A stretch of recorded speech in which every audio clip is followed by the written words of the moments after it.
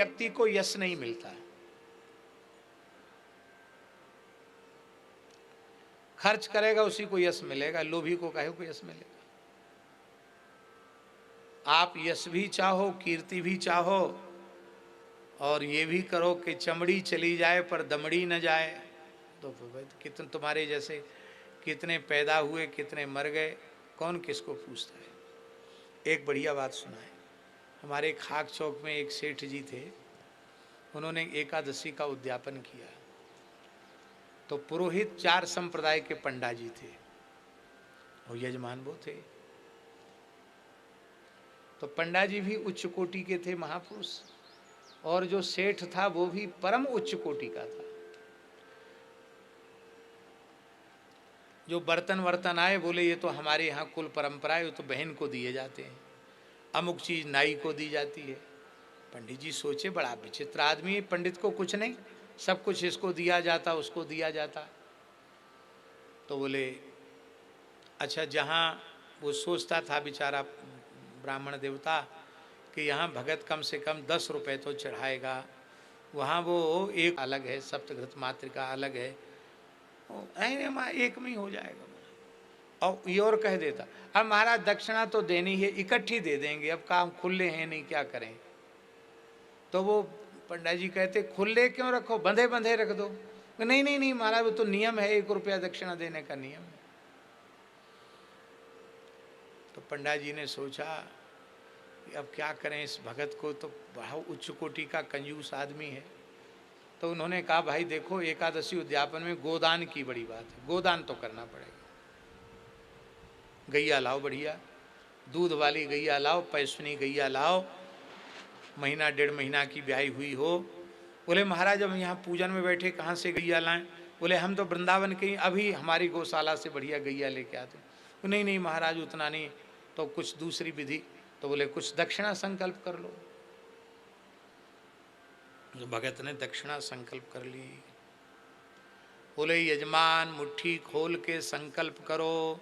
बोले महाराज ये गुप्त दान है, मुट्ठी खोलते ही प्रकट हो जाएगा, इसका पुण्य नष्ट हो जाएगा। महाराज इतनी देर तक रस्सा कसी चली, वो कहते थे मुट्ठी खोलो, यजमान कहता था मुट्ठी नहीं खोलेंगे। अंत में पंडित जी ने कहा कि तू जीता और मैं हारा, अब हमें गैया वैया कुछ नहीं चाहिए, हम संकल्प नहीं कराते।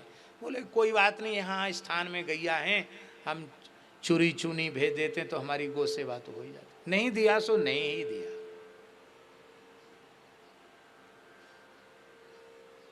तो लोभी को यश कहाँ से मिलेगा।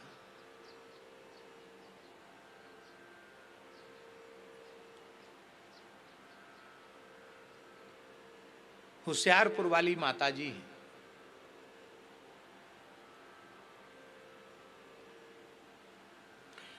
उनके पतिदेव थे भृगु संहिता के परम विद्वान पंडित प्रकांड महान दैवज्ञ पंडित श्री अमृतानंद जी भृगु शास्त्री। तो उनके श्राद्ध के लिए माता जी वाराणसी गई।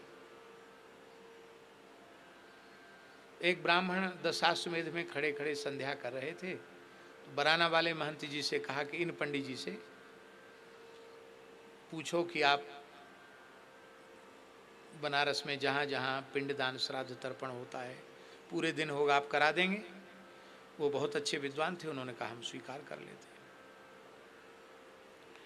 तो महंत जी ने कहा कि ये दक्षिणा पूछेगी माता जी, पर दक्षिणा बताना नहीं। ने कहा हम विधि पूर्वक करा देंगे, दक्षिणा की कोई वो नहीं, आप जो इच्छा उसे दे देंगे।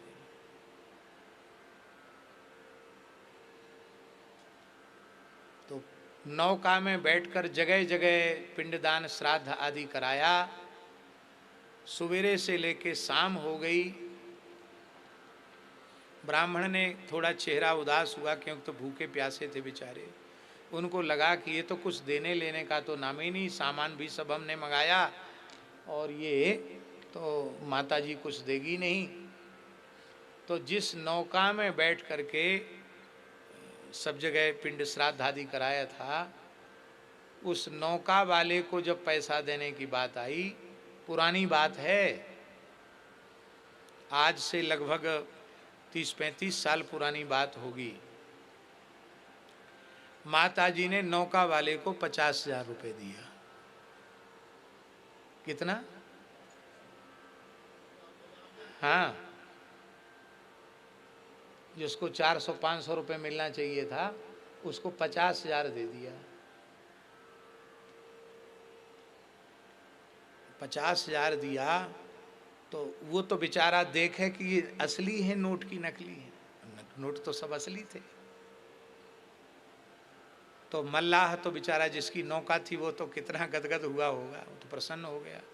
और पंडित जी की भूख प्यास सब खत्म हो गई। उन्होंने सोचा वाह, ये मैया बड़ी उदार है, जब नौका वाले को 50,000 दे दिया मल्लाह को, तो ब्राह्मण को कम से कम कुछ तो ज़्यादा ही तो देगी, लाख तो देगी कम से कम।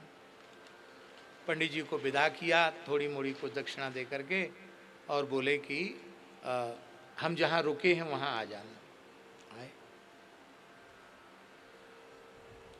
बोले आपके परिवार में कितने सदस्य हैं, उन सबके 5-5 वस्त्र, पूरे घर के बर्तन, साल भर का राशन पानी, पूरे परिवार की स्त्रियों को स्वर्णाभूषण, 1 वर्ष का पूरा अन्न, पूरा खान खर्च दिया, और कहा कि और अब आप आज्ञा करो कि हम आपकी क्या सेवा करें। ब्राह्मण आंसू निकले। उसने कहा महाराज, ऐसे साल में एक आध यजमान मिल जाएं तो हम तो पूजा ही पाठ अपने घर पर बैठ के करते रहेंगे, किसी यजमान के सामने हाथ हमको पसारना नहीं पड़ेगा।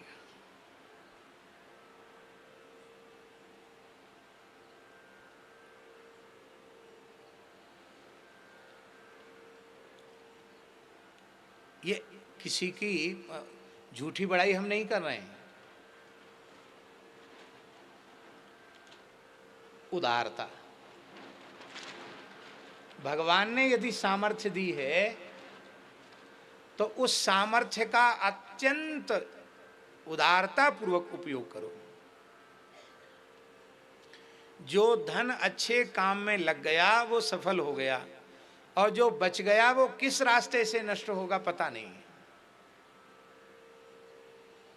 इसलिए हम तो ये समझते हैं कि ये भगवान की सर्वोपरि कृपा है कि 1 रुपए की आय हो और 2 रुपए का खर्चा सामने खड़ा हो, ये भगवान की बड़ी कृपा। ऐसा होगा तो इकट्ठा तो होगा ही नहीं, कुछ न कुछ सिर पे भार बना ही रहेगा। ये भगवान की कृपा है। सो गति सो धन धन्य प्रथम गति जाकी। इसलिए लोभी व्यक्ति को यश नहीं मिलता है। आप कोई धर्मशाला बनाओ या यज्ञ कराओ तो धन तो खर्च करना पड़ेगा कि नहीं, तब यश मिलेगा। नहीं, यश कहाँ से मिलेगा? माई मेरे श्याम